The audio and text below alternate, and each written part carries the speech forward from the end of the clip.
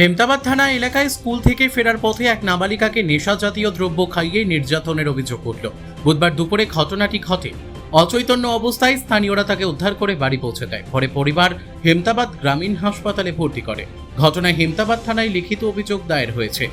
Police অভিযোগের ভিত্তিতে একজনকে গ্রেপ্তার করেছে। পুলিশ সূত্রে জানা গিয়েছে ধৃতের নাম মামুন আলী, বয়স 18, বাড়ি হেমতাবাদ থানার বাংলাদেশ সীমান্তবর্তী এলাকায়। ধৃতের বিরুদ্ধে পক্সো ধারায় মামলা রুজু করেছে পুলিশ। এদিন অর্থাৎ বৃহস্পতিবার ধৃতকে রায়গঞ্জ মুখ্য বিচার বিভাগীয় ম্যাজিস্ট্রেট আদালতে তোলা হলে বিচারক 14 দিনের জেল হেফাজতের নির্দেশ দেন। নির্যাতিতার মায়ের অভিযোগ, বুধবার সকালে মেয়ে স্কুলে যায়, মা তখন বাড়িতে ছিলেন না। দুপুরে আনুমানিক 3টার সময় ফোনে খবর পান যে তার মেয়েকে কেউ কিছু খাইয়ে দিয়েছে এবং সে অচৈতন্য হয়ে পড়ে আছে। গ্রামের লোকজন দেখতে পেয়ে আমার মেয়েকে বাড়িতে নিয়ে আসে। তখন আমাকে ফোন করে। আমি বাড়ি গিয়ে দেখি মেয়ে অচৈতন্য অবস্থায় পড়ে আছে। সঙ্গে সঙ্গে তাকে হেমতাবাদ গ্রামীণ হাসপাতালে নিয়ে যাই। আমার মেয়ের শরীরের একাধিক জায়গায় ক্ষতের চিহ্ন রয়েছে। এই ঘটনায় আমি থানায় এসে লিখিত অভিযোগ দায়ের করলাম। আমি চাই দোষী যেন উপযুক্ত শাস্তি পায়। হেমতাবাদ থানা সূত্রে খবর, নাবালিকার পরিবারের লিখিত অভিযোগের ভিত্তিতে একটি মামলা রুজু হয়েছে। এই ঘটনায় একজনকে গ্রেপ্তার করা হয়েছে। এই ঘটনার প্রতিবাদে হিন্দু জাগরণ মঞ্চের সদস্যরা হেমতাবাদ থানায় যান এবং ঘটনার তীব্র নিন্দা করেন। তারা অভিযুক্তদের দ্রুত গ্রেপ্তার করে দৃষ্টান্তমূলক শাস্তির দাবি জানিয়েছেন। হিন্দু জাগরণ মঞ্চের উত্তরবঙ্গের কার্যকরী সদস্য রিভু দাস জানান, হেমতাবাদে আবারও একটি ঘটনা ঘটেছে। এটা কোনো বিচ্ছিন্ন ঘটনা নয়। 2-4 দিন আগেও এরকম একটি ঘটনা ঘটেছে। আমরা আশাবাদী পুলিশ তার সঠিক পদক্ষেপ গ্রহণ করবেন এবং অবিলম্বে দোষীর উপযুক্ত শাস্তি হবে। আমার নাম রিভু দাস। আমি হিন্দু জাগরণ মঞ্চ উত্তরবঙ্গ প্রান্ত কার্যকারী সদস্য। আজকে আমরা দেখতে পেলাম একটি বিরক্তিকর হেমতাবাদে আবারও একটি নাবালিকার উপরে এটা কোনো বিচ্ছিন্ন ঘটনা নয়। 2-4 দিন আগেও, কিছুদিন আগেও এরকম একটি ঘটনা ঘটেছে, আবার এরকম একটি ঘটনা ঘটেছে। আজকের ঘটনায় যেভাবে হিন্দু বোনের উপর জিহাদি শক্তি আক্রমণ করেছে, এটা কোনো বিচ্ছিন্ন ঘটনা নয়। ক্ষমতা পরিবর্তনের পরেও এই জিহাদি শক্তির মানসিকতার কোনো পরিবর্তন হয়নি।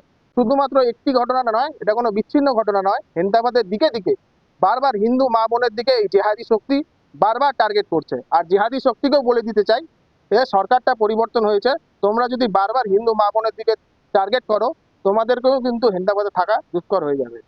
কিন্তু আমরা আশাবাদী পুলিশ তার সঠিক পদক্ষেপ গ্রহণ করবেন এবং অবিলম্বে যেন দোষীর উপযুক্ত শাস্তি হয়। আপনার নাম? কফি সরকার। কি হয়েছে আপনার মেয়ের সাথে? আমার মেয়ে সকালে স্কুল গেছিল, আমি বাড়িতে ছিলাম না, আমি বাবার বাড়িতে গেছিলাম। তারপর ওখান থেকে আসে শুনি যে মেয়ে স্কুলে গেছে। তারপরে আমি ডিআরসি দিকে ছিলাম হেমতাবাদে।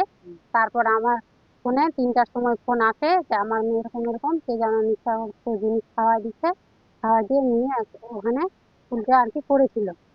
তারপরে ওখানে আশেপাশের লোক দেখতে পেয়ে তারপরে বাড়িতে পৌঁছা দিচ্ছে। তখন আমাকে ফোন করছিল যে এরকম এরকম ব্যাপার। আমি বাড়িতে যাই, দেখছি মেয়ে অসুস্থ, কোন ছেলে নেশাগ্রস্ত জিনিস খাওয়ায় ফেলায় রাখছে। আর গ্রামবাসীর লোক দেখে বাড়িতে নিয়ে এসে তারপরে আমাকে ফোন করছিল। আমি তারপর বাড়িতে যাই, দেখি মেয়ে অসুস্থ। তো হসপিটাল আনি হেমতাবাদ হসপিটালে।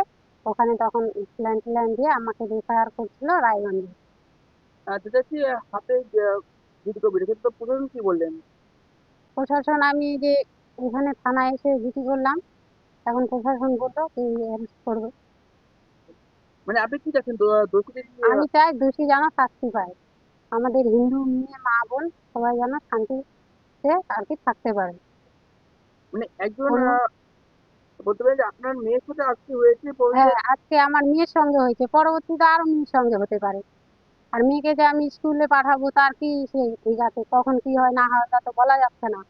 আপনার তাহলে মেয়ের আমরা বয়স কত? 14 বছর। কি মনে হচ্ছে কোনো কি প্রেম করতে কারণ হতে পারে? না না, আমার মেয়ে কোনো প্রেম করেনি, ওকে চালাকি করে এই যে ভাষায় খাওয়াই দিচ্ছে কে মানে সাথে? ওই ছেলেটা, মুসলিম একটা ছেলে। হেমতাবাদ থেকে বিথিকা পালের রিপোর্ট, কুলিক নিউজ।